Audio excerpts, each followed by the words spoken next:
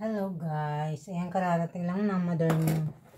Ayan, at maglilinis na ako at maaga ako maghahatid magsusundo kay kulit. Ayan, may nakabili nga pala ako ng alam nyo na, lalagay ko lang yan dito, isda to, isda na hindi ko alam kung to, tanigi yata ito.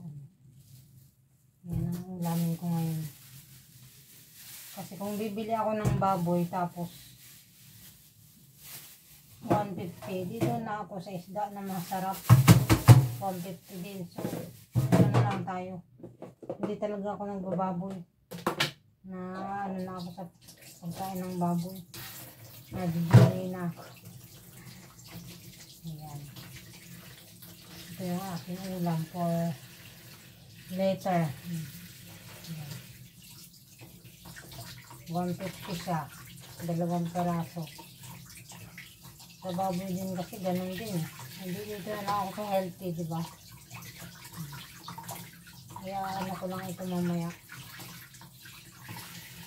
Pag-iisipan ko muna kung anong masarap na luto dyan. Pero masarap siguro dyan yung medyo may sabaw.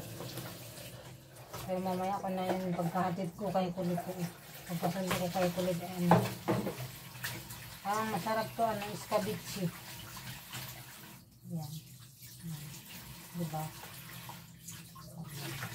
Ang malaman siya. Hindi siya puro mag-aalmusal ako. Lalagay ko muna sa freezer. Kasi maglilinis ko naman ng bahay bago ako magsundo. Bago ko sunduin si kulit at alam mo yung batang yun hindi pwede sa maalikod na bahay. Kaya yun, masilan yung katawan. Siyempre kakain muna ang mother nyo. Mag-aalmusal tayo muna. Pagdako pa tayo, ito ilalagay ko dito sa ref. Hindi ako nagbibili ng mga pagkain sa ref kasi tatlo lang kami dito sa bahay. Gusto ko mag-iwan.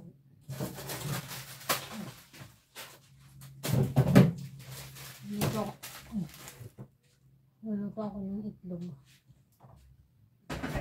Siguro dalawahin ko. Kasi si kulit pagdating na may kakain ng itlog yun. Siyempre, itlog na bilog. Kukunin ko lang yung aking paglulutuan.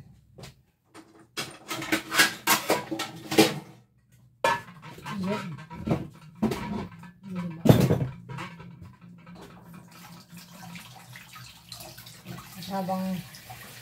Habang sinasalang ko to, ako yung maglilinis muna ng bahay.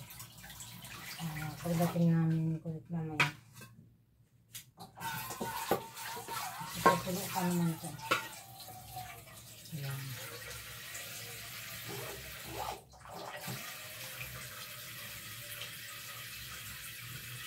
Minsan lang tayo may pansit-pansin kaya carry na natin ito.